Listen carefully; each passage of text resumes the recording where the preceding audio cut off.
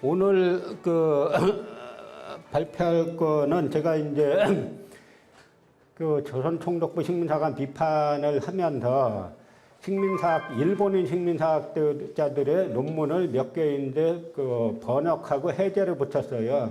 그래서 1권에서는 바로 이나바 유아기치의 진장성 동단 및 왕엄성고 이걸 붙였고, 2권에서는 이제 임나가 가야라고 주장하는 이제 일본인들 거를 갖다가 붙여가지고 번역해가지고 해제를 달았는데, 심사평에 이런 거는 번역해서 알릴 필요가 없다 이거예요. 왜 그러냐면 지금 이나바 유아기치가 한 진장성 동쪽 끝이란 얘기입니다. 이 진장성 동쪽 끝이 황해도 수안이란 이야기예요, 이 논문이. 그래서 이것이 과연 어떤 논리를 가지고 진나라 장성의 동쪽 끝이 황해도 수안이라고 주장하는지, 그걸 갖다 제가 이제 조목조목 밝혔는데, 여러분 이제 자료집을 보시면 일부가 들어가는 글이 있고, 2부터가 진장성 동단 및 왕검성 고의 번역 및 비판, 이것이 바로 이제 이나바 유아기치가 쓴 걸 갖다가 본문에 싣고 제가 이제 주석에서 조목조목 반박을 한 건데요. 여러분들이 식민사학 하는 사람들 글을 보면 일단 난잡하잖아요. 무슨 말 하는지 알 수가 없게 돼 있고. 그런데 그 원조가 바로 이 논문에 있어요. 근데 이게 상당히 좀 긴 내용이고 하기 때문에 제가 이제 핵심만 몇 가지 정리를 해서 말씀을 드리겠습니다. 핵심 요지는 진장성의 동쪽 끝에 이제 낭랑군 수성현이라는 곳에 진나라가 쌓은 만리장성의 동쪽 끝에 낭랑군 수성현에 있었는데, 그 낭랑군 수성현이 지금의 황해도 수안이다라는 게 지금 이나바 유아기치라는 사람이 주장하는 핵심 논리입니다. 그럼 과연 어떤 내용을 가지고 이 사람이 이제 그런 말을 하는지 한번 살펴보면요. 바로 이제 이 사람들이 남한에서 지금도 이제 수성으로 추종하는 그런 사람들인데, 이 세키노 타다시는 이른바 신의 손이죠. 가는 곳마다 그 유적을 다 발견해요. 낭랑군 유적을 갖다가 2000년 동안 아무도 못 봤는데 세키노 타다시가 딱 가면 그게 딱 나와요. 그래서 이 사람이 자기 책에다가 이것도 우연히 발견했고, 이것도 우연히 발견했고, 이것도 우연히 발견했고 하는 그 이야기를 뜬 세키노 타다시, 이 사람이 고고학으로 이 한국 고고학의 체계를 만든 사람인데, 사실은 이제 동경대 건축학과 출신이에요. 그 다음에 오늘 말씀드릴 이나바 유아기치 조선사 편수에 간사고, 또 이 이마니시루를 갖다 아주 존경하죠. 지금 한국의 이 식민사학 하는 분들이 아주 존경하는데, 제 이마니시루가 소위 이제 점재현 흰삽이라는 거를 1914년에 발견을 했는데, 평안남도 용강군에서. 근데 점재현은 이제 낭랑군 산하 속천인데요. 그걸 갖다가 2000년 동안 그 자리에 서 있었다는 건데 아무도 못 봤는데, 이 사람이 하루아침에 가서 딱 발견했어요. 그런데 북한에서 그 흰삽이를 다시 분석해 보니까 흰삽이 아래에 시멘트가 묻어 있더라 이거예요. 그러니까 2000년 전에 한나라에서 시멘트를 발견해 가지고 시멘트를 이용해서 그 흰삽이를 세웠다는 건데, 그럼 일단 북한에서는 아니다라고 이제 반박을 하면은, 그걸 갖다가 반박하는 걸 가지고 왜 그런가 분석해야 되는데, 우리나라 이쪽 역사하는 사람들은 무조건 사실로 전제하고 하는 거죠. 그 다음에 시다소 키치가 바로 삼국사기 초기 기록 불신론을 갖다가 아주 소위 체계화하는 이제 그런 인물들입니다. 근데 이게 이제 낭랑군 수성현은 황해도 수안이라고 이나바 유아기치가 주장했는데, 그 핵심 문장이 이 문장이에요. 진나라 장성의 동단, 동쪽 끝은 지금의 조선 황해도 수안의 강역에서 일어나서 대동강 상원으로 나와서 청천강을 끊고 서북으로 달려 압록강 및 동가강의 상원을 돌아서 개원 동북 지역으로 나온다는 사실은 한서 지리지에 의해서 의심할 바 없다. 읽어봤는데 뭔가 상당히 내용이 복잡하죠. 결론은 뭐냐면, 진나라 만리장성의 동쪽 끝이 지금의 황해도 수안이라는데, 그 근거가 뭐냐면 한서 지리지에 의해서 의심할 바 없다 하는 이야기예요. 그러니까 한서 지리지에 그 진나라 만리장성 동쪽 끝이 바로 황해도 수안으로 나온다 이렇게 쓴 건데요. 한서 지리지에는 뭐가 나오냐면 낙랑군 25개 속현 중에 하나로 수성이 나오는데 딱 이렇게 되어 있어요. 낙랑군 써놓고 무제 원봉 3년에 열었다 개했다. 망왈 낙선 왕망은 낙선군이라 그랬다. 낙랑군을 유주에 속해 있다. 유주가 지금의 북경지역입니다. 그러면 이 말은 뭐냐면 그 낙랑군의 상급기관인 도단위가 북경이란 이야기예요. 그럼 군은 평양에 있고 도는 북경에 있고 이게 말이 되겠어요? 그 다음에 이 수성연이 있다라고 25개 중에 이름 하나 딱 뜬 게 다예요. 한서지리지에. 여기에 어디 뭐 조선 황해도 수안이 나오고 대동강이 나오고 압록강이 나오고 동가강이 나오고 다 거짓말 시킨 겁니다. 그런데 다 날조한 건데 우리가 잘 아는 그 동북아 역사 지도 있지 않습니까? 그 동북아 역사 지도를 47억 들여서 만들었는데 그게 이제 논란이 되니까 동북아 특유의 국회의원들이 저 동북아 역사 재단에다가 근거를 좀 달라 그랬어요. 당신들이 한사군을 전부 다 한반도 북부를 비정했는데 어떤 자료에 그렇게 나오냐. 근거를 달라. 그러니까 한국 국회의원들도 많이 똑똑해진 겁니다. 이제는. 뭐냐면 그냥 학자도 주장하는 대로 안 믿고 그럼 근거가 뭐냐. 근거를 달라 그랬어요. 그랬더니 여기에 낙랑군을 여기 그려놓고 수성연을 바로 여기가 수안이에요. 수안에 갖다 그려놨어요. 그랬더니 2015년도에 국회의원들이 요구하니까 낙랑군 전안 뭐 시기해놓고 황해도 수안군 이렇게 써놨죠. 황해도 수안군 논자 이병도 근거가 딱 이거예요. 출전은 한국고대사연구 148쪽 딱 근거 이거 하나 대놨어요. 낙랑군 수성연을 황해도 수안이라고 그려놨는데 국회의원들이 근거가 뭐냐라고 근거 제시하라 그러니까 이병도의 한국고대사연구 148쪽이 근거다 이렇게 해놨어요. 그러니까 이병도 씨는 살아있는 1차 사료죠. 그러면 이 148쪽이 뭔가 궁금하시죠? 아주 유명한 구절이에요. 148쪽이 뭐냐면 수성연 자세하지 아니하나 지금 황해도 북단에 있는 수안에 비정하고 싶다. 수안에는 충남 산천주의 요동산이란 산명이 보이고 관방주의 후대 소축의 성이지만 방원진의 동서행성의 속성이 있고 또 진지의 수성연주에는 맹랑한 설이지만 진대장성지 속이라는 기재도 있다. 이 진장성설은 터무니없는 말이지만 아마 당시에도 요동산이란 명칭과 어떠한 장성지가 있어서 그러한 부해가 생긴 것이 아닌가 생각된다. 그릇된 기사에도 어떠한 꼬투리가 있는 까닭이다. 이걸 갖다가 유일한 근거로 삼아서 낙랑군 수성연을 황해도 수안으로 그려놓은 걸 보면 이 사람들이 도대체 뭐 전응아들인지 뭔지 이걸 뭐 대학 교수 이런 걸 떠나가지고 초등학생이 보더라도 이게 말이 된다라고 생각하세요? 써놓은 게 논문에 자세하지 않나 그야말로 맹랑한 혈이지만 이렇게 써놓은 걸 갖다가 유일한 근거라고 그 황해도 수안으로 비정하는 근거라고 써놓은 겁니다.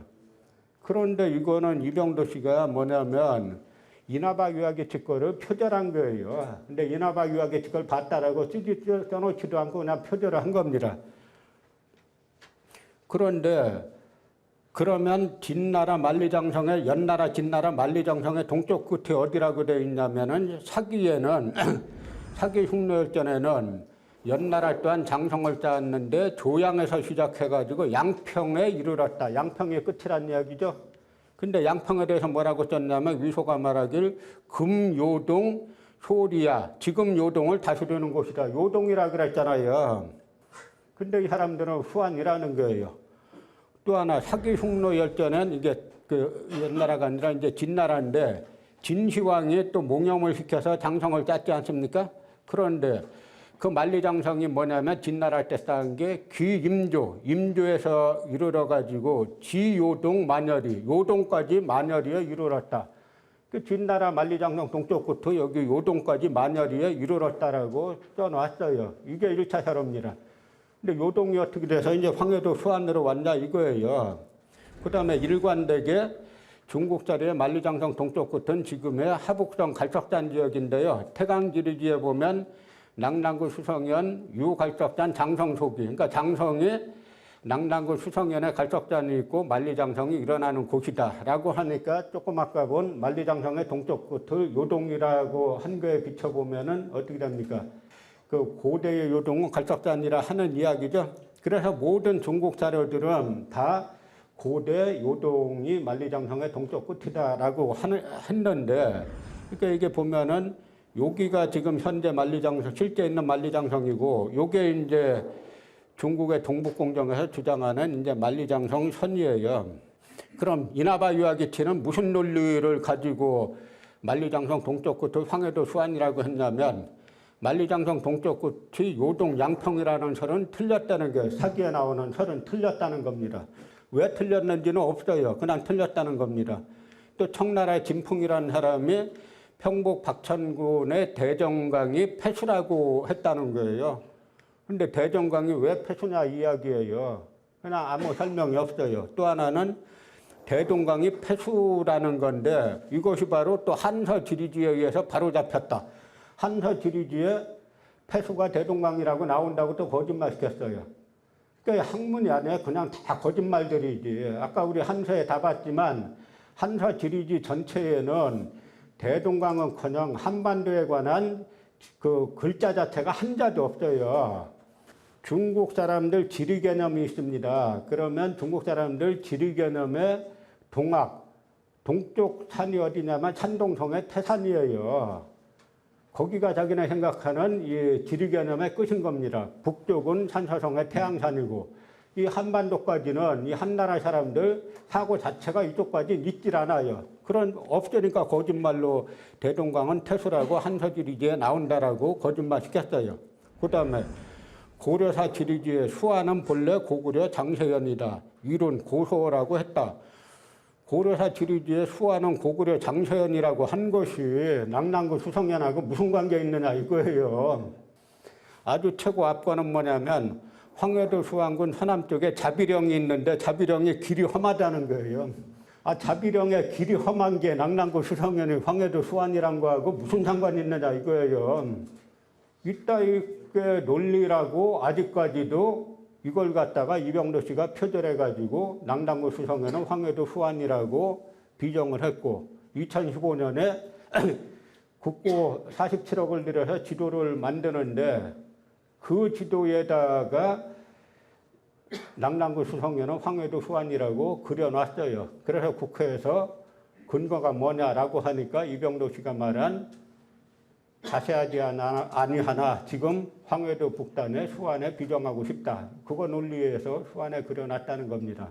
그러니까 이런 사실이 밝혀지면 안 되는 거예요. 한국학중앙연구원이 됐던 동북아 역사재단이 됐던, 그냥 자기네가 뭔가 심오한 뜻이 있어가지고 해놨어야 되는데, 심오한 뜻이 있는 것처럼 사람들이 받아들여야 되는데, 알고 보니까 다 이건 뭐 학문이라고 말할 것도 없는 그런 이야기들이죠. 그러다 보니까 여러분 갖고 계신 자료 21쪽에 보면은 자기들도 하다 보니까 제일 약하니까 하고 나가는 걸 바로 위에 보면은 동박사의 설에 따르면 세키노, 아까 이 신의 손 있죠? 그 세키노의 설에 따르면 이런 종류의 고분들이 대동강 남쪽에 걸쳐 무수히 존재한다고 파악되었다.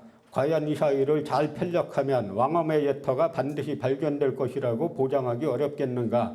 우리는 더욱 동박사의 보고로 고대하여 새론해야만 한다. 그러니까 이 사람들이 쓰다가 아무리 이거저거 우겨도 말빨이 딸리는 거예요. 그러니까 세키노 타다시가 그 대동강 남쪽에 발굴하고 있는데 아마 여기에서 쏟아져 나올 거다라고 이야기하는 겁니다. 아닌 게 아니라 쏟아져 나왔는데요. 1913년에 이나와 유아기치가 대동강 남쪽에 그 대동군 토성면에 그 발굴하러 답사하러 가는데 배 안에서 말을 들었어요. 뭐냐면 그 마을 사람 누가 저기에 가면은 강 건너가면은 토성이 있다 그럽니다. 하니까 이 사람이 낙랑 거구나라고 직감하고 성공할 거다라고 예견했다라고 써놨어요. 말 듣고 가서 보지도 않고 배 위에서 말 듣고 이거 낙랑 거구나, 이거 성공했다라고, 그렇게 해서 그 대동강 남쪽에 토성리가 낙랑군을 다스리던 곳이고 왕엄성 지역이라고 확정이 된 거예요. 가보기도 전에. 근데 이 학문이 아직까지도 이것이 학문이라고 아직까지도 한국 사회, 한국 학계에서 정설로 행세하고 있으니까 이건 뭐 학자를 떠나가지고 너무 창피한 거예요. 우리가 얘기를 하려면 뭔가 랑랑군 수성현은 황해도 수완이라고 비정하려면 뭔가 근거가 있어야 되는데 근거라고 하나도 없고 숫자 하나가 같다는 겁니다. 그런데 고려사 지리지에 보면 수성이 그 수완이라는 이름은 고려 초에 생겼다 이렇게 나와 있어요. 그 숫자도 아무 근거가 없다는 거죠. 랑랑군 수성현이면 2000년 전에 수성현이라는 이름이 생겼는데 황해도 수완이라는 이름은 고려 초에 생겼다니까 그나마 숫자 하나 같은 것도 100년 후에 생긴 거라 아무 근거가 없다는 거죠. 그런데도 이런 논리가 아직까지도 통용되고 있는 겁니다. 그러니까 이 사람들이 이런 거를 비판하는 책이 발간되면 저 사람들 입장에서 안 되겠죠? 그래 해프 맞은 거예요. 참 희한한 나라인데요.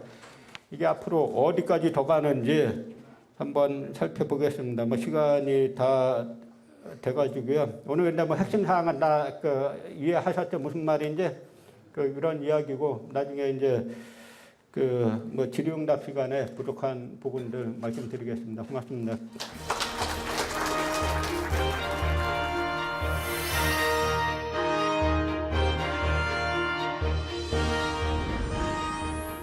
저는 원래 뭐 서양사학자이다 보니까 오늘은 뭐 그동안에 여러 차례 이제 이 난개 실증주의 사학에 대해서 뭐 설명을 발표를 통해서 했습니다. 그래서 이제 이번에는 너무 같이 계속 중복된 얘기다 보니까 좀 이 우리나라의 실증주의 사학이 어떤 성격을 갖고 있는지 또 그리고 식민사관이 어떻게 만들어졌는지 그거에 대해서 좀 중점적으로 살펴보려고 합니다. 왜냐하면 우리나라의 그 역사의 가장 태도라고 부르는 두 분 계시죠. 아까 설명 나왔던 이병도 씨와 이기백인데 이 두 사람 다 우리나라 역사학계에서는 그 한국의 낭캐라고 불리주고 있어요. 그러니까 이 두 분은 왜 한국의 낭캐라고 하냐면은 이병도나 이기백 씨는 둘 다 역사 연구 방법론, 그들의 역사관이 낭캐 실증주의 사학에 기반을 두고 있기 때문에 그리고 그 기반으로 우리나라 역사를 연구했다고 말을 하기 때문에 한국의 낭캐라고 불리고 있는 겁니다. 그렇다면 우리가 여기서 간단하게 생각할 문제는 그럼 낭캐 실증주의가 뭐냐라는 걸 알아야 되거든요. 그래서 왜 이 사람들이 우리나라 역사학자들이 낭캐 실증주의 사학에 기반을 두고 우리 역사를 연구했다라는 말을 쉽게 그래서 거기 나온 결과가 어떤 것인가라는 것이 판명되기 때문에 우리가 이 낭캐 실증주의 역사학에 대해서 알아야 할 필요가 있다는 겁니다. 여러분이 잘 알다시피 실증주의는 뭐 설명할 것도 없이 뭐 과학적이고 고증을 통해서 그 역사적 사실을 입증해내는 거죠. 그런 근대 역사학 연구 반목론인데 이러한 근대 역사 과학적인 반목론을 최초로 창시한 사람이 독일에 있는 낭캐라는 역사학자입니다. 그래서 이 낭캐 역사 실증주의라는 것이 무엇을 의미하느냐 우리가 이거부터 알아볼 필요가 있는 것 같아요. 실증주의는 일단 두 가지가 있습니다. 하나는 낭캐 실증주의와 이 꽁트 실증주의. 아마 여러분들이 꽁트란 말 많이 들어봤을 겁니다. 낭캐는 독일의 역사학자고 이 꽁트는 프랑스의 그 사회학자인데 이 두 사람 다 실증주의라는 어떤 거대한 그 역사 반복론을 제시를 했어요. 근데 이 두 사람의 똑같은 실증주의지만은 반복론에서 과학적인 것을 추구한다는 점에서 실증주의지 그 내용은 좀 다른 의미가 갖고 있습니다. 왜냐하면은 우리나라의 지금 낭캐 실증주의라고 하지만 실제로 그 실증주의가 낭캐 실증주의인지 꽁트 실증주의 헷갈려요. 그러니까 이 말은 실증주의지만 어떤 의미가 각각 차이가 있는지 이걸 좀 살펴봐야만이 좀 더 이해가 필요할 것 같아요. 그 낭캐 실증주의 특징은 이제 개별성과 특수성, 그리고 연구 대상은 민족이고 연구 목표는 민족 국가, 그리고 사과로로 말하면 민족주의. 그래서 최종 단계는 뭐냐? 뭐 국수주의라고 했지만 이것은 뭐 굳이 낭캐가 국수주의로 나간다는 의미가 아니라 이런 이제 민족주의가 굉장히 강화되다 보면 국수주의로 나갈 수 있다는 것이죠. 이런 예가 이제 대표적인 것이 독일인 경우인데, 이거 개별성과 특수성이라는 건 뭐냐면은 우리가 쉽게 보면 아주 간단한 의미입니다. 사람마다 다 똑같이 이렇게 교복을 입혀놓은 것, 그렇지 않고 자율화시켜서 각자 개성에 따라서 옷을 입는 것, 그거 다르죠. 우리가 개성에 따라서 어떤 사람 빨간색, 어떤 사람 노란색 입고 싶다. 다 다르잖아요. 그렇기 때문에 사람이 다 획일적으로 똑같지 않다는 거예요. 역사에서 모든 민족이 획일적으로 똑같지 않다는 것이죠. 그렇게 여러 나라의 역사를 연구하는데 민족이 다 언어도 다르고 문화도 다르고 습관도 다르고 관습도 다른데 그것도 획일적으로 연구할 수 있겠습니까? 그래서 남편은 역사를 연구할 때 그 개별적으로 해야 된다는 거예요. 개별적. 그리고 그 개별적으로 민족마다의 특수한 역사와 문화를 가지고 있다. 관습도 있고 언어도 있고. 그래서 난케는 이제 특수성과 개별성을 주장했고, 그리고 역사의 연구는 기본적으로 민족이라는 민족이 우리도 뭐 당군 신화뿐만 아니라 그리스 로마 신화든 세계 어느 나라의 신화 얘기든 자기 민족의 그 기원을 설명하기 위해서 신화를 만든 거 아닙니까? 역사는 그 관점을 두고 기록을 쓴 것이죠. 우리 민족이 어디서 생겨났고 어떻게 발전돼 왔는지. 그래서 역사 기본 연구 대상은 민족이라는 거죠. 그러니까 목표는 뭐냐면 민족 국가. 왜 민족 국가이냐면은 여러분들이 우리가 역사적인 전체적으로 세계를 보면 서양에서 동양 하면은 이 중국, 한국, 일본을 별로 구별하지 않아요. 요즘에도 구별하지만 대체적으로 하나의 뭉무트려서 극동 아시아라는 문화권에 속해오고, 우리도 유럽이라고 하는 것은 거기에 있는 뭐 독일, 프랑스, 이탈리아 여러 나라가 있지만 통틀어서 유럽 문화로 이렇게 통칭을 하지 않습니까? 그런 의미에서 어떤 각각 민족 국가들이 무시가 되고 전체에 통합된 보편적인 세계관을 역사 연구를 두는 경우가 있어요. 이건 난케는 그렇게 해서는 안 된다는 거죠. 그렇게 되면은 그 나라의 민족이 가지고 있는 그런 개별성과 특수성이 의미가 없다는 것이죠. 그래서 난케는 민족 국가라는 것이 이제 그 연구 목표가 돼야 되고, 그래서 최종적인 뭐냐, 민족주의가 된다. 왜?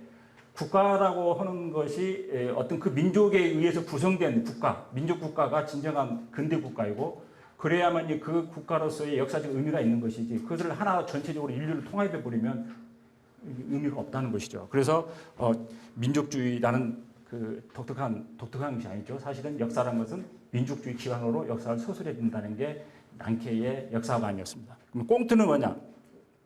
꽁트는 그런 개별성과 특수성을 무시했어요. 인류의 유기적 관계예요. 여러분들이 우리가 공산주의, 사회주의, 우리가 소위 역사에서 마르크스 역사관이라고 하죠. 이 마르크스 역사관이 바로 이런 인류의 유기적 관계인 거죠.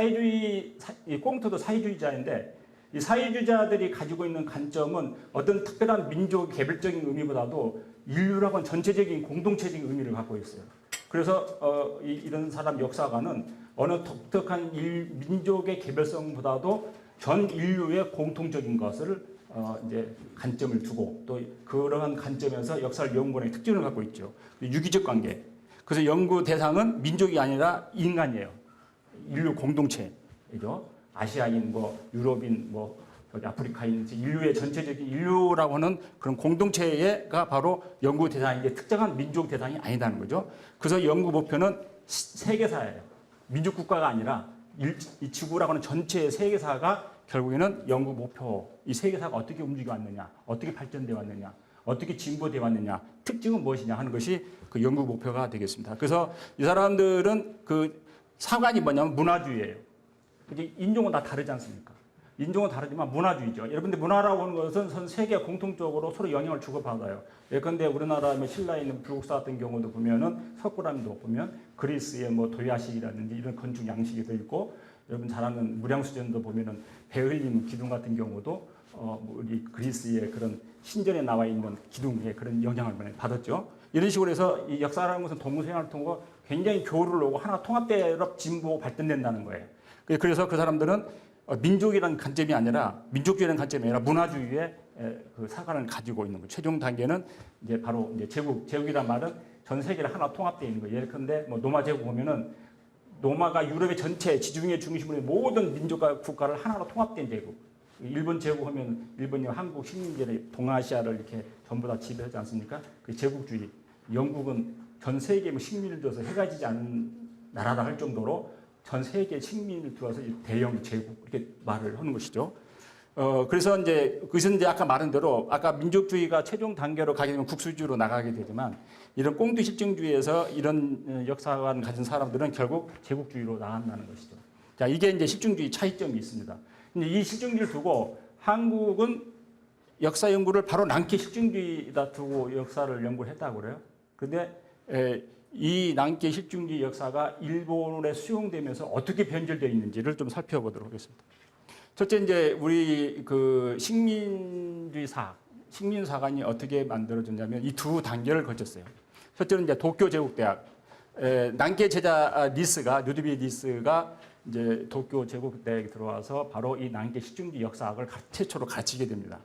난케 최초 제자는 이 스게노 야스쿠 그리고 구메 구니타게 이 사람이죠. 이 사람들이 이제 난케 실증주의 역사를 국가 역사 편찬 사업과 메이지 정부 정사에 결합하다. 아까 말씀한 대로 난케 실증주의는 아까 민족과 국가에 기반을 둔다고 했죠. 그래서 이 사람들이 난케 실증주의를 배우면서 이 난케 실증주의 사학이 바로 국가 역사 편찬 사업에 가장 적합하다 해서 이제 그 난케 제자 리스를 불러다 놓고 도쿄 제국대학 사학과에 불러서 이제 배우게 된 사람들이죠. 그 최초의 제자들이 바로 시게노 야스쿠, 그다음에 구메 구니타케. 근데 이 두 사람은 아주 이 난케 실증주의 사학 역사관에 아주 충실했던 사람이에요. 그래서 뭐라고 했냐면은 가미는 인간이고 이제 이는 천황이죠. 천황은 인간이지 신이 아니다. 그 천황제를 비판하면서 누가 이 난케 실증주의 역사사관에 기반으로 해서 객관적인 역사를 써야지 이렇게 인간을 신으로 승격화해서 이렇게 허무맹랑하게 역사를 거짓으로 만들어 써야 되겠느냐라고 주장을 했죠. 그러다가 그렇게 주장했다가 도쿄대학에 추출을 당해요. 결국 이때가 왜냐하면 천황제 국가 체제가 황립시이기 때문에 난케 실증주의 사학이 순수하게 일본에 뿌리지 못한다는 것을 알려주는 최초 사건이 되는 것이죠. 왜? 난케 실증주의 사학이 원래 순수하게 역사학에 일본 역사학에 접목을 해야 된다. 그렇게 해야 되는데 그래서 천황은 신이 아니고 인간이다라고 했더니 쫓아냈어요. 이 얘기는 바로 난케 실증주의 역사학이 일본에 들어와서 그게 순수한 그대로 수용되지 않았다는 뜻을 의미하는 거예요. 그래서 이제 이렇게 해서 이 사람들이 이제 실질적으로 난케 실증주의 사학을 주장했던 사람들은 쫓겨나고 누가 이제 이 자리를 대신하게 되면 바로 히라토리 브라키치. 이 사람은 이제 여러분들한테 설명하자면 천황에서 역사의 보편성을 탐구해 난케 실증주의 사학 제국 사학과 결합시켰다. 그리고 만철 조사부의 지원을 받아서 만주 중국 조선의 역사를 연구하고 여기서 이제 식민주의 사학을 만들어냈는데 여기서 뭐냐면 객관적인 일본 역사를 배척하고 난케보다도 꽁토의 실증주의 선택을 했다. 아까 난케 실증주의와 꽁토 실증 차이점을 설명을 했죠. 난케 실증주의 역사학대로 하게 되면 일본의 역사는 사실은 동양에서 가장 낙후된 역사이고 가장 미개한 민족이 드러나기 때문에 이러한 시라토리 브라기치가 그런 난케주의 실증주의 사학을 배척하고 오히려 꽁투리 실증주의를 역사관을 채택을 하게 돼요. 그래서 뭐냐면은 일본이라고 하는 나라는 객관적이라도 문화주의에 의해서 문화적으로 일본과 한국과 중국 이 세 나라가 문화적으로 각각 영향을 주고받았는데 일본은 최초는 중국에서 굉장히 발전했던 문화가 한반도를 거쳐서 최종적으로 일본에 건너왔다. 그래서 일본이 근대 와서는 아시아에서의 최고 문화를 진보시키고 발전시킨 것이 바로 일본이다. 따라서 일본이 근대에 와서는 아시아의 중심이다. 이 주장을 하기 위해서 이런 논리를 역사관을 받아들인 거예요. 그래서 여기서 이제 이 보편성이라고 하는 의미는 아까 설명을 했습니다만은 이 개별성이다 하는 것은 각 민족을 말하는 거고 보편이라고 말하는 것은 인류를 말하는 거예요. 그래서 이 일본의 시라토리는 일본의 개별적인 민족을 연구하게 되면 아시아에서 가장 낙후된 민족이기 때문에 보편으로 따지는 것이죠. 이 보편으로 따진다고 하는 의미는 국가의 민족의 개별성이나 특성을 인정하지 않아요. 보편이라고 하는 것은 가장 힘 있는 사람이 가장 약한 자를 다 지배하고 통치하는 그런 제국주의적 의미가 있는 거죠. 따라서 역사에서 보편성이라는 말을 한마디로 생각하면 제국주의라는 의미와 이념과 상통한다는 뜻을 알면 돼요. 그래서 이제 바로 여기서 뭐냐면은 이 일본은 이 난케가 실증주의의 순수한 이론에 따라서 일본 역사를 연구한 게 아니라 바로 이런 보편주의적인 기반을 두고, 즉 제국주의 이념을 기반을 두고 일본의 역사를 연구를 해요. 그래서 일본 민족의 역사는 세계사적에서 개별적인 진보를 주장했고, 그렇게 해서 난교의 민족 사상을 보편적 법칙과 일치시켜 일제식 식민주의, 실증주의 사학을 창안했다. 이 말은 무슨 뜻이냐면, 이 난교 실증주의는 개별성이, 민족의 개별성이잖아요. 근데 이 시라토리는 이 보편성을, 개별성을 빼버리고 보편주의를 결합을 시켜요. 이게 민족과 보편, 이렇게 결합을 시킨 거죠. 근데 이건 상당히 모순된 이론이에요. 아까 우리 이덕열 선생님이 아까 그 설명했듯이 그게 굉장히 말도 안 되는 얘기인데, 보편이란 말과 이 민족이란 말은 서로 연결되지 않는 것이죠. 보편하고 연결되는 말은 인류하고 연결되는 말이에요. 보편성이란 말은 인류하고 연결되는 것이지, 왜 그 인류라고 하는 것은 흑인 각각 뭐 인종별로 나지면 흑인, 백인, 황인 이렇게 나눠지고, 민족별로 보면 한국인, 중국인 여러 민족 국가로 나눠지는데, 보편이라면 인류 통틀어서 그런 것을 특수하고 어떤 개별적인 특성을 다 무시해버리고 하나의 인류로 하는 공통된 부분만 생각하는 거거든요. 제국주의라는 건 그러잖아요. 왜? 제국주의는 그 제국이 다스리는 국가는 여러 민족, 여러 언어가 있는데, 그것을 하나로 각 민족의 특별한 언어를 다 무시해버리고 공통된 언어를 사용해요. 그래서 여러분들이 우리 일제시대 때 일본어를 강제로 배우고 일본 창시기만 하고 그렇지 않습니까? 그리고 로마 제국 시대 때는 보편어가 뭐겠어요? 로마 제국 라틴어가 보편어가 되죠. 세계 어느 나라 가야 라틴어로 통하고 그 민족 언어끼리는 자기들끼리 통화를 안 되는 거죠. 오늘날 우리가 세계적으로 제일 강대국이 미국이다 보니까 결국은 미국이 쓴 언어가 세계적인 공통어로 쓰잖아요. 이 공통어, 이게 보편 언어라고 그래요. 그래서 그 민족의 언어는 무시돼 버리고 그런 가장 강력한 지배국가의 언어가 공통어가 되고 그게 보편 언어가 되는 것이죠. 그래서 일본은 이 말도 안 되는 두 개의 역사적 개념, 즉 보편성과 민족이라고 하는, 민족이라는 개별성인데 세계사적인 보편성에다 민족주의를 결합을 시켜가지고 일제식 식민주의를 사학이라는 것을 창안해 됩니다.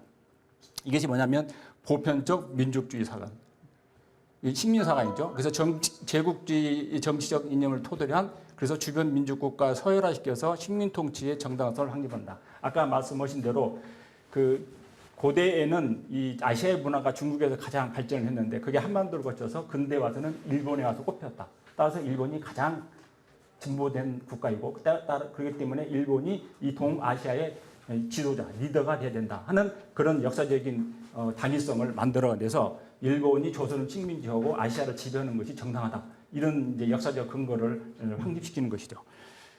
다음에는 이제 그러면 이제 이 식민사관은 어떻게 만들어졌냐? 이 교토 제국대학, 이 교토 제국대학 사학과는 대체적으로 이제 이 유럽 유학파들이 자리를 잡게 됩니다. 여러분들이 이제 동경 제국대학과 도쿄 제국대학과 교토 제국대학의 차이점이 있어요. 도쿄 제국대학은 대체적으로 그 나라 리더를 길러내기 위한 교육기관입니다. 그리고 이 교토 제국대학은 학문을 주로 탐구하는 위해서 이 교토 제국대학이 그 차이가 있어요. 그래서 일본의 모든 정치인이나 사회적인 지도자들은 대체적으로 도쿄 제국대학 출신들이 많고, 학문으로는 이 교토 제국대학. 여러분 잘 아는 뭐 노벨상 11명, 12명이 다 이 교토 제국대학 교수들이잖아요. 그래서 이 교토 제국대학은 유럽의 유학을 파들이 바로 이 대학에서 이제 가르치는, 이제 이런 사람들이 의해서 바로 뭐냐면 식민사관이 만들어집니다. 유럽파가 이제 누구냐면 하라카스로, 우치다 긴쪽, 그다음 다쿠치 유키치, 후쿠자와 유키치, 시카구치 다카시, 이런 사람들이 이제 교토 제국 사학과에서 역사를 가르치면서 서양사를 가르치. 사실은 이 식민주의 사학, 식민사관은 바로 이 교토 대학 사학과의 서양사 교수들에 의해서 만들어져요. 이 사람들이 이제 뭐 유럽 역사 일본의 적이 아니라 접목입니다. 유럽 역사 일본에 접목시켰는데 이게 이제 설명할 필요가 있습니다. 근데 왜 일본 사람들이 유럽에 독일에 가서, 특히 유럽에 유학을 가서 독일의 사례를 많이 배우게 되는데, 그 이유는 독일이 유럽에서 가장 근대 이르기까지 후진국이었어요. 그리고 그 독일은 끊임없이 뭐 프랑스라든지 영국이라든지 저쪽 동쪽으로는 러시아라든지 이런 나라 침략을 받고, 그래서 독일이라는 나라는 19세기 이르기까지 거의 통합되지 못하고 갈기가 찢어져 있었어요. 그래서 서로 영주들이 서로 이렇게 뭐 분리돼 있어서 같은 독일 내 여러 영주들 중에 일부 영주는 프랑스 편 들고 또 어떤 영주들은 뭐 영국 편 들고 어떤 영주들은 뭐 러시아 편 들고 그래서 영국과 프랑스하고 싸운다 그러면 독일 내에서 자기들끼리도 서로 편갈라서 영주들끼리 싸우고 이런 비극적인 역사가 계속 반복돼 왔던 게 바로 독일이었어요. 근데 그런 독일이 하루아침에 유럽의 최고의 강대국이 돼서 1870년에 프랑스와 유럽의 최대의 강국인 프랑스와 전쟁에서 이기게 되죠. 그래서 독일의 이제 빌레름 황제가 바로 프랑스의 그 왕궁인 베르사유 궁전에서 유리궁전에서 거기서 독일 제국을 선포를 해요. 이게 얼마나 치욕적입니까? 일본 뭐 천황이 우리나라를 다 전쟁에 이겨가지고 우리나라를 지배해서 경복궁에서 일본 제국을 선포하는 것과 똑같은 거죠. 프랑스는 치욕적인 것이지만 유럽에서 가장 난립되고 분열되고 침략받고 굉장히 뭐 과학적으로나 경제적으로 낙후됐던 독일이 어떻게 하루아침에 유럽의 최대 강국 프랑스를 이기고 유럽의 맹주로 떠올릴 수 있겠는가? 이게 이제 일본이 주목한 거죠. 왜? 일본도 동양에서는 제일 후진 국가이잖아요. 그러다 보니까 그 독일의 모델을 배우자 해서 독일로 대거 유학을 보내서 독일의 그 모델을 따오게 됩니다. 근데 이 독일의 가 그렇게 된 이유는 이 낭케가 바로 이 역사학자 때문에 그래요. 낭케가 황제한테 얘기를 합니다. 국가가 강하게 되려면은 과거에 그 민족 국가가 약하게 되면 강대국으로부터 계속 지배를 받아왔다. 그게 고대로부터 현대까 이르기까지 그 역사적인 보편적인 질서였다. 강대국 약소국을 지배하는 것은. 그러면은 그 강대국으로부터 지배받지 않고 우리 독일 민족이 발전하려면 뭐가 필요하느냐? 우리는 민족 정신이 없다는 거죠. 그래서 그 민족 정신을 함양시키기 위해서는 우리 민족 역사를 올바르게 연구를 해야 된다. 그동안의 강대국에 의해서 독일 역사는 굉장히 왜곡되어 왔다. 우리 야만인들, 게르만족, 뭐 야만으로 생각하고 우리 게르만족에 대해서 굉장히 유럽인들이 편견을 갖고 왜곡되어 왔는데 이것을 우리가 올바르게 역사를 다시 사실적으로 그 연구를 해서 확립을 해가지고 그 역사 교육을 우리 국민들한테 시키게 되면 독일은 민족 정신이 함양돼서 결국 결속하게 되고 그래서 독일이 강대국으로 유럽에서 군림할 수가 있다. 그래서 그 빌레름이 그래서 그 베를린 대학의 사학을 설치하고 낭케를 역사를 가르치게 한 겁니다. 이제 이런 모델을 바로 이제 일본이 배워서 독일로부터 낭케 실중주의 역사학을 수용한 까닭이 여기 있는 거예요. 근데 여기 보는데 그것도 사실 일본이 제국주의 지향하는 입장에 봤을 때는 세계사의 질서라고 하는 것은 과거에는 강대국 약소국을 지배하는 거였는데 근대에 와서는 이제는 그 약소국들이 민족 정신에 의해서 서로 힘의 균형을 이루게 되면 그래서 서로 어느 강한 나라가 지배받고 지배받지 아니라 국가가 민족 국가별로 서로 조화를 이루고 서로 힘의 균형을 이뤄서 서로 평안하게 공존하게 되면 그게 바로 보편적인 세계 질서라는 것을 낭케가 주장을 한 거예요. 그게 이제 그런 책을 쓴 게 이 강공론이라는 것인데 일본의 사람들은 여기서 그런 각 민족 국가들끼리의 힘의 균형에 의한 조합 이것이 세계사적 보편성이라는 개념을 어떻게 요구시켰냐면 고대로부터 강자가 약자를 지배하는 것이 세계사적 보편성이다. 이렇게 이제 그 왜곡시켜가지고 바로 이제 그 새로운 논리를 만드는 게 바로 식민사관입니다. 그래서 뭐냐면은 대동아 공영 논리라는 게 바로 그거예요. 여러분들이 이 대동아 공영 논리는 이 아시아가 서로 공영, 같이, 공동으로 번영하다는 뜻 아닙니까? 이게 뭐가 같아요? 유기적인 관계. 그리고 어느 특정한 민족의 관계가 아니라 인류라고 하는 그 공통된 공동체의 관계. 이런 이제 논리를 바로 아까 이 보편적인 역사관 의미에서 추출해낸 이 논리가 바로 대동아 공영 논리입니다. 그 다음에 세계사 개념. 이건 지금 제가 여러분 가지고 있는 논문 내용들을 지금 이렇게 줄였는데 상당히 내용이 어려워서 저도 설명할 때 좀 가급적 쉽게 하려고 그러는데 제가 봐도 조금 어렵게 만든 것 같네요. 저만 하는 것 같아서 죄송합니다. 아까 그 공영의 논리가 이제 제국주의 세계관인데 이 각 민족의 개별적 문화와 역사는 무시되고 이러한 교토학파 세계사 이념이 곧 내선일체 정책과 연결된다. 이 교토학파는 다문화적 세계관과 낭케의 세계사 이념을 결합시켜서 대동아 공영 논리를 확립했고 그래서 결론은 뭐냐 이런 교토학파 역사학 특징은 낭케가 아니라 꽁트 실증주의에 가깝다. 꽁트 역사가는 개별적인 민족이나 국가 혹은 고유한 민족의 언어나 문화를 모두 배척하고 인류의 진보를 위한 세계사 추구이다. 이런 역사를 주장하는 사람이 아까 다구치 우기치, 후쿠자와 유기치는 이런 세계사적 보편성을 일본에 적용해 위해서 꽁투의 사회학 개념과 꽁투 실증주의 사학을 도입하여 일본을 세계 질서 속에 포함시키고 인류 공동체의 유기적 사회를 추구했다. 이 말은 결국 일본이 조선과의 하나의 내선일체, 하나로 이제 민족으로 같이 통합시켜가는 거죠. 조선민족 따로 있고 일본민족 따로 있고 중국민족 따로 있는 게 아니라 가장 강하고 발전된 진보된 국가의 중심으로 그 지역에 있는 모든 나라를 하나 공동체를 묶어버리는 게 대동아 공영이고 내선일체 식민정책에 나타났던 그런 개념이고 그런 의미에서 일본이 식민주의 사학을 만들어냈는데 그 식민주의 사학은 뭐냐면 그러기 위해서는 중국이나 한국이 일본보다도 역사나 문화가 발전이 덜 됐고 후져야 돼요.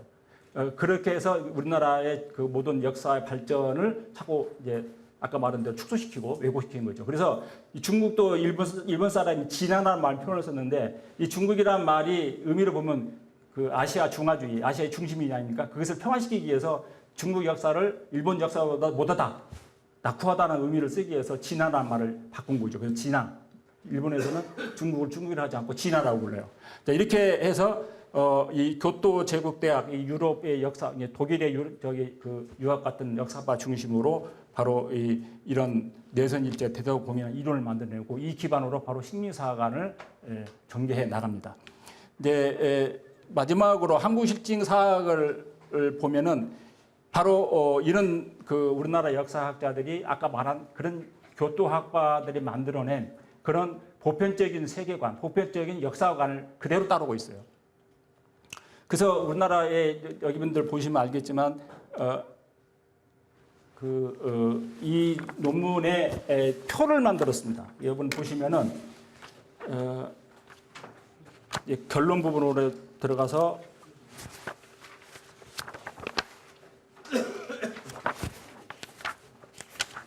맨 뒤편 35쪽에 보시면 난케이 실증기 사학과 일제식, 일본이 만들어낸 실증기 사학, 식민사관하고 그다음에 한국의 실증사학을 각각 이렇게 비교해서 이렇게 표를 만들었어요. 그거 보시면 자 방법론에 봤을 때는 똑같아요. 연구 목표에 봤을 때는 우리 그 난케이 실증기 사학과 일본의 식민사관하고 우리나라 한국 실증기 사학은 똑같죠. 다음에 역사의 관점도 난케이 실증기 사학과 일본의 식민사관하고 한국 실증기 사학하고 다르죠. 그러니까 이게 보면은 일본의 실증주의 사학, 즉 식민사관하고 한국의 실증주의 사학은 똑같은 공통된 의미를 갖고 있는데 이것이 둘 다 난케이 실증주의 비면은 정반대의 차이가 있다는 걸 알 수가 있죠. 그래서 이걸 보면은 어떤 도식이 되냐? 한국과 일본은 둘 다 난케이 실증주의 사학이 아니다는 거죠. 한국의 실증주의 사학은 일본의 식민사학과 같은 거고 일본의 식민사학은 난케이 실증주의 사학을 슬쩍 도용을 해서 왜곡해서 자기들의 제국주의 이념에 맞게 변형된 역사가 맞는 거죠. 자, 이 내용을 보면 제가 지금까지 설명했던 내용이 이제 거의 하나로 결론적으로 이해될 수 있는 부분이 될 겁니다. 오늘 여기서 마치도록 하고 어려운 부분인데 들어줘서 고맙습니다. 시간이 좀 많이 주면 천천히 더 하겠는데 오늘 여기서 마치도록 하겠습니다.